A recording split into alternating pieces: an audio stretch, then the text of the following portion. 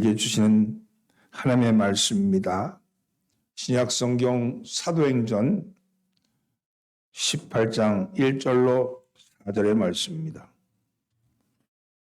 사도행전 18장 1절로 4절의 말씀을 한 목소리로 봉독합니다.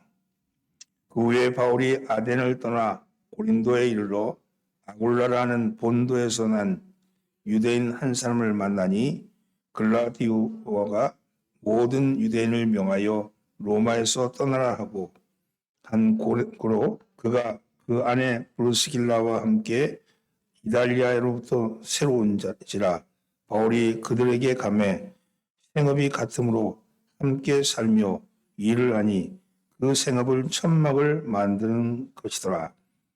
안식일마다 바울이 회당에서 강론하고 유대인과 헬라인을 권면하니라. 아멘. 할렐루야. 오늘도 우리와 함께 동행하시는 성령님으로 인해 기쁨으로 이 자리에 참여하신 여러분들을 환영합니다. 옆에 있는 사람 인사 나누시죠. 잘 나오셨습니다. 앞뒤로 인사하면서 은혜 받읍시다.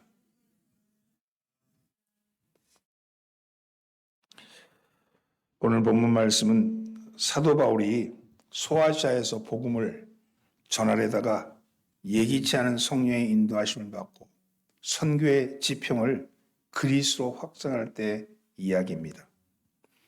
우리는 이것을 바울의 선교, 제2차 선교 여행이라고 부르죠.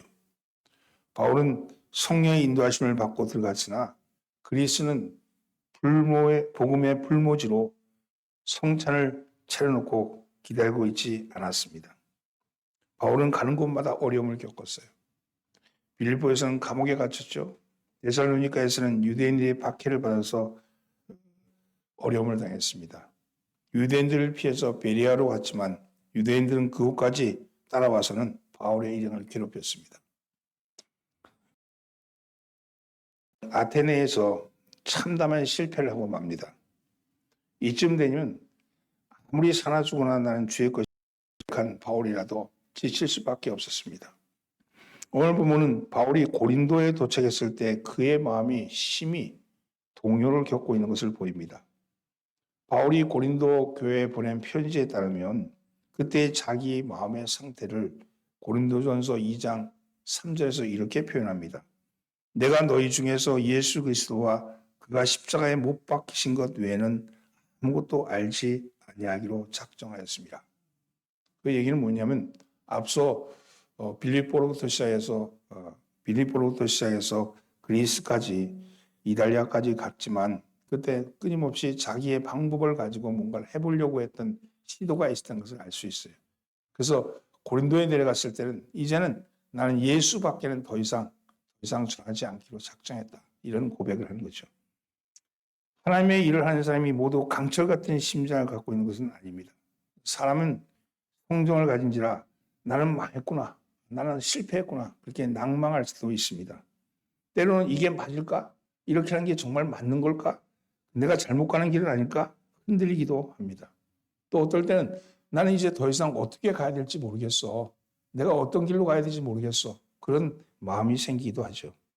그러나 하나님은 흔들리지 않는 이들보다 때로는 흔들리지만 때로는 이게 어떻게 해야 될지 모르겠다고 갈등하지만 그때마다 하나님의 도움을 간청하지 않을 수 없는 이에게 더 관심을 갖고 계시고 기도에 응답하시며 오히려 새로운 길을 여시는 것을 볼 수 있습니다.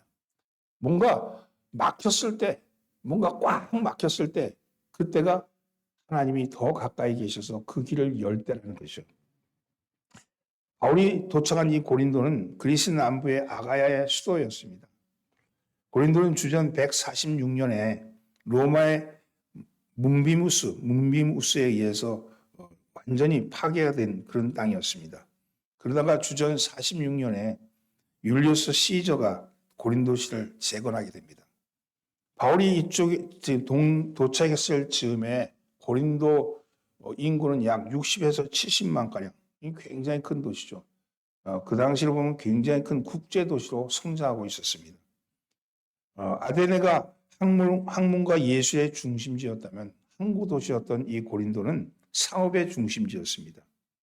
고린도에는 아크로폴리스 언덕의 여신 아프로디테를 섬기는 신전이 있었다고 합니다. 그 신전에는 무려 1000명이나 되는 여사제들, 그 당시 여사제들은 창기였어요. 창기들이 있었다 그래요. 바울이 하나님의 이끄심으로 이 고린도에 도착했을 때 아마 막막했을 겁니다. 분위기 자체가 신전이 곳곳에 있고 곳곳에 제사를 드리고, 그리고 사람들 자체가 아주 음란하고 음탕한 사람들이 가득 차 있고, 또 상업지구인지라 다 욕심이 가득 차서 어떻게든 속여 먹으려고 드는 그런 사람들이 가득 차 있었던 도시였기 때문입니다.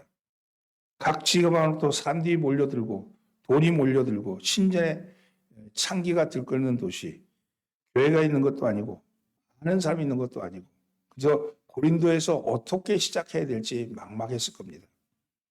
바울은 아마 이렇게 물었어요. 하나님 왜 나를 이곳에 이끄시나? 하나님 왜 나를 이 도시로 나를 이끄시는가? 하는 물음도 해보았을 겁니다. 어디서부터 어떻게 시작해야 될지 막막함의 파도가 가슴을 휩쓸었을 겁니다. 그러나 하나님은 결코 바울을 혼자 보내지 않으셨습니다. 하나님은 바울과 함께 동행하셨습니다. 함께 가신 거죠. 하나님은 당신의 종들에게 어떤 일을 시키실 때 꼭 돕는 일을 옆에 두십니다. 그것이 준비된 사람을 두시는 거죠. 하나님은 이미 이 도시에 아굴라와 브루실라 부부를 예비해 두셨습니다. 아굴라는 터키 북부 흑해 해안의 지역인 이 본도의 출신으로서 일찍이 로마에 이주해서 천막을 짓는 일을 하며 살던 사람이었어요. 당시의 주거 형태가 천막이었잖아요. 천막. 그래서 천막을 짓는 일을 한다는 것은 상당히 어떻게 보면 고급 직업 중에 하나였죠. 근데 글라디오 황제가 로마에서 유대인 추방령을 내립니다. 그것 때문에 로마를 떠나야 했습니다. 자기의 생계지에 있는 그 터전을 다 버리고 그저 몸만 가지고 떠날 수밖에 없었습니다. 그들 부부에게도 개인적으로 큰 시련이었을 겁니다. 아니 왜 이런 일이 우리에게 일어나나? 하나님을 믿는 우리에게 왜 이런 일이 일어나나 하는 그런 고민도 있었을지도 모릅니다. 그런데 그들이 고린도를 택한 겁니다. 고린도를 간 거죠. 대도시였기 때문에 일감이 많을 거라는 기대 때문이었을 겁니다. 그러나 그들의 이주 계획의 배후에는 하나님의 보이지 않는 손이 작용했음을 알 수 있습니다. 우연처럼 보이는 만남이 사실은 필연인 거죠. 바울은 고린도라는 낯선 도시에서 아굴라와 브루스길라 부부를 만나게 하신 겁니다. 60~70만이 되는 사람 중에 그 사람 중에 두 사람이 만난 것은 우연처럼 보이지만 사실은 하나님의 깊은 섭리가 있는 것이죠. 랍비 교육을 받을 때 이 랍비들은요 꼭 직업 교육을 하나 더 받았어야 됐어요. 그러니까 이 바울은 랍비 교육을 받을 때 천막 깁는 기술을 배운 거예요. 그래서 어느 곳에 가더라도 자급자족할 수 있게끔. 그래서 이 바울은 천막 기술자였습니다. 바울은 이미 그 복음을 영접하고 있었던 그 내외의 집에 천막이라는 천막공이라는 그 공동의 관심사, 공동의 직업을 가지고 만날 수 있었던 거죠. 이것은 하나님의 깊은 섭리가 있는 겁니다. 바울은 주중에는 천막 만드는 일을 하고 안식이 되면 회당에 가서 그리스도를 전했습니다. 처음엔 노동과 선교를 병행하다가 나중에는 실라와 디모데가 함께 합류함으로써 이제 말씀을 전하는 일에 전념하게 됩니다. 바울은 고린도에서 1년 6개월을 머물렀습니다. 바울은 그 두 부부를 자신의 동역자다 이렇게 표현합니다. 바울은 그들이 자기를 위해서 생명의 위협도 무릅썼다고 얘기합니다. 하나님은 바울을 위해 아굴라와 브루스길라 부부를 예비하고 계신 거죠. 오늘 여러분 우리의 일들도 새로운 일을 시작할 때 하나님은 꼭 나에게 맞는 사람을 예비해 두고 계신다는 거예요. 그 사람을 어떻게 만나는가 하는 게 굉장히 중요한 것이죠. 이것은 우리에게 마찬가지입니다. 무엇을 시작해야 될지, 어디서부터 시작해야 될지 막막함이 벽에 가로막힐 때 신앙생활을 새롭게 결심했는데 신앙생활을 새롭게 하려고 결심을 했는데 어떻게 시작해야 될지 모르고 어디서부터 해야 할 때 모를 때 그런 문제 앞에 쪼그라드는 자신의 모습을 발견하죠. 여러분 쪼그라드는 자신의 모습 속에 하나님이 함께 하십니다. 하나님은 이러한 우리를 향해서 오늘 본문을 통해서 우리에게 해답을 주시고 합니다. 그 해답이 무엇일까요? 따라해보세요. 하나님은 나의 길을 동행하시며 하나님은 나의 환난을 기회로 만드십니다. 하나님은 나의 길을 동행하시며 예비하신다. 하나님이 예비한 길이 있다는 거예요. 그리고 하나님은 나의 환난을 도리어 기회로 만드는 그런 하나님이십니다. 우리는 주님을 나의 주로 모시고 구원을 받는 순간부터 나는 주의 것입니다. 하나님은 우리와 동행이 되어주시고 나를 책임져 주십니다. 이건 분명한 사실입니다. 시리에 잠겨서 예루살렘 서편에 있는 엠마오로 향해 가던 두 사람은 길 위에서 낯선 나그네와 동행하게 되었죠. 그 짧은 동행이 그들의 삶을 바꾸어 넣었습니다. 그 짧은 동행, 그 낙심하고 낙망해서 엠마오로 내려가는 그 두 제자에게 낯선 사람의 만남은 그들의 삶을 완전히 바꾸는 거죠. 에티오피아 여왕 간닥의 재정 관리인이었던 우리 내시 그러면 부정되어 있는데 비서실장이에요. 광해 비서실장이죠.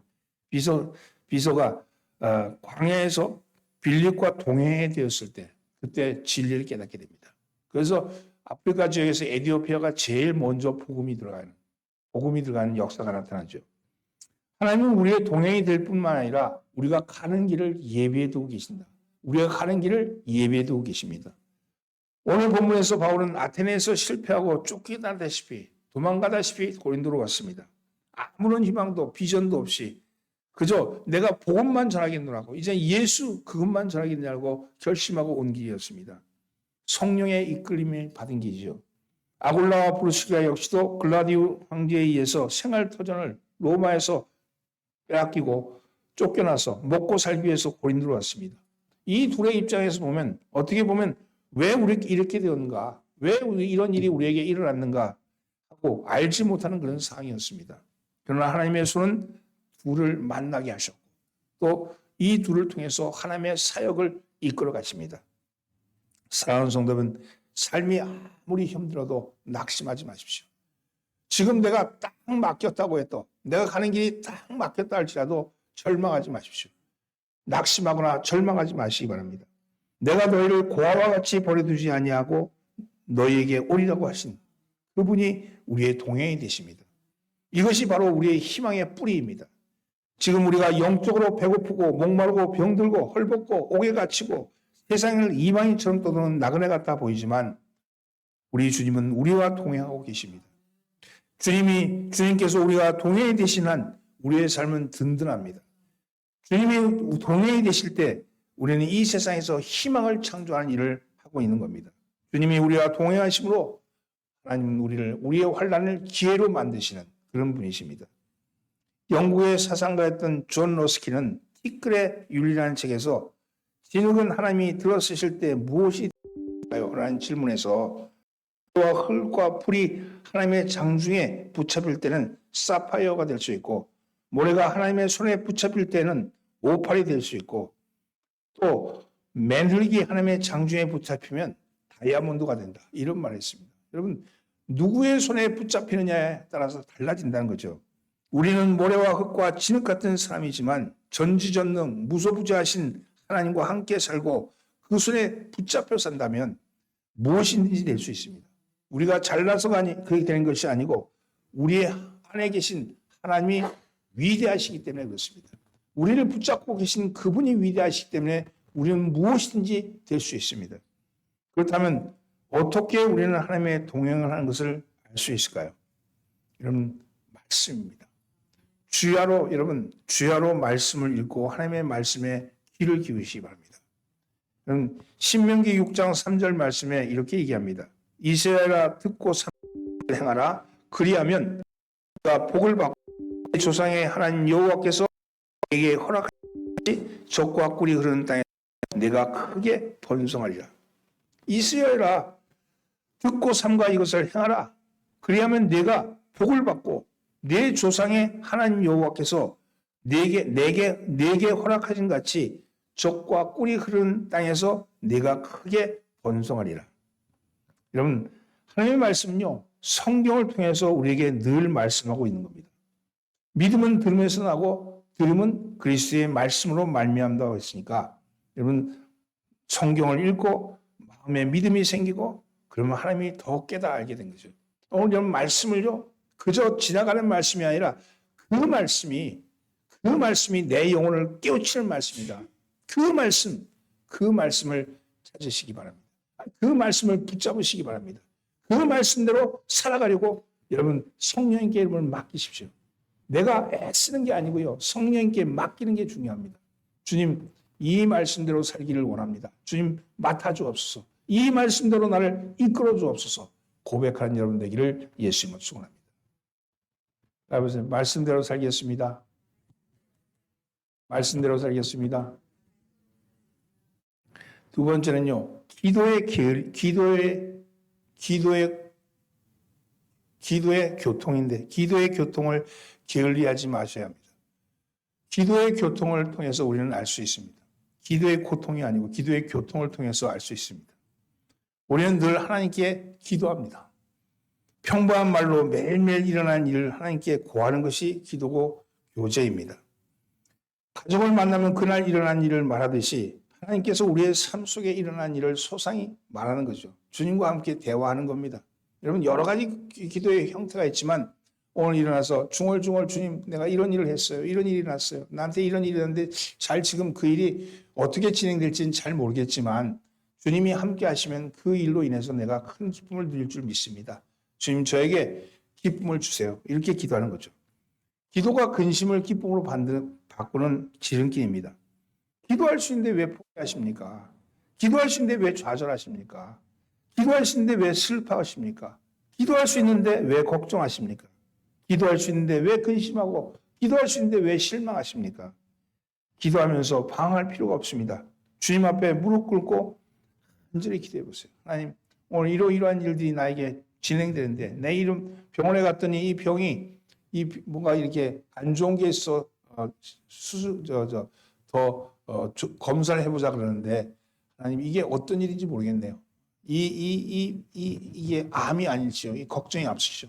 그러나 주님 이것이 아무 일도 아닌 것처럼 지내게 해 주시고 이 일을 통해서 하나님을 더 깊이 알 수 있는 기회를 주세요. 이렇게 속삭이듯이 주님과 함께 한번 대화해 보시기 바랍니다. 여러분 그때 여러분에게 주시는 하나님의 음성을 들을 수 있다면 여러분의 귀가 열리게 된 줄 믿습니다. 오늘 내 안에서 나를 보호하시고 진리의 길로 인도하시는 성령의 도우심을 받아 기도의 삶을 사시기를 기도할 수 있는데 왜 걱정하십니까? 걱정하지 마시기 바랍니다. 내가 당한 일이 그것이 결코 지금은 대단히 어렵고 힘든 일이라고 지금은 도무지 납득이 되지 않는 일이라고 생각할지 모르지만 여러분 그것이 오히려 또 다른 기회를 여는 그런 문이 될 수도 있다는 것을 기억하시기 바라고 오직 주님 앞에 나가서 내 심정을 털어놓는 여러분 되기를 예수님으로 축원합니다. 그러면 동행하는 사람은 어떻게 생활할 수 있을까요? 여러분 따라해보세요. 긍정적인 생각과 말을 해야 합니다. 생각과 꿈과 말을 해야 합니다. 의학계에서 사용하는 용어 중에 플라시보라는 말이 있습니다. 또 노시보라는 말도 있어요. 이 플라시보라는 말은 예를 들면 약 효과가 없는 밀가루를 주면서 이건 좋은 약이야 이렇게 말하면 그러면 그 밀가루를 먹고도 효과를 본다는 거예요. 우리 지금은 안 그렇지만 옛날 군대에서는 의무병에 가면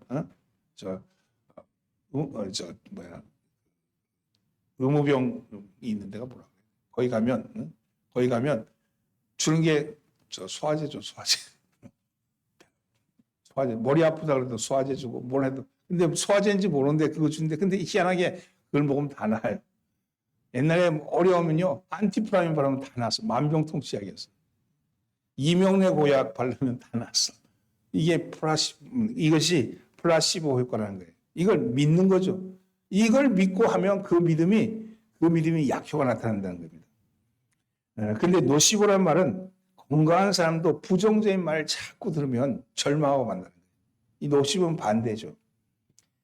사이먼턴 박사의 자료에 의하면 159명의 말기암 환자를 대상으로 실험을 했답니다.